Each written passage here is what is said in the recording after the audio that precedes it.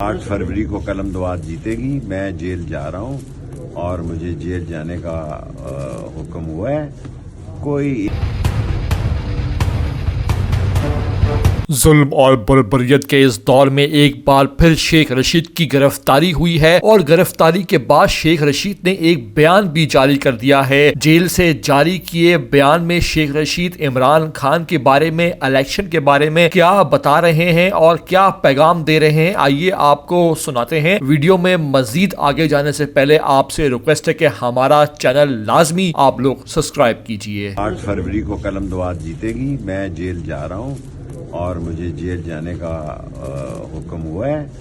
कोई इंशाअल्लाह ताला मेरा मौला चाहा था।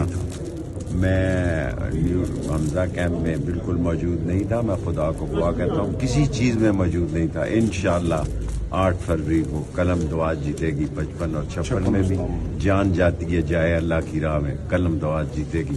पाकिस्तान जिंदाबाद।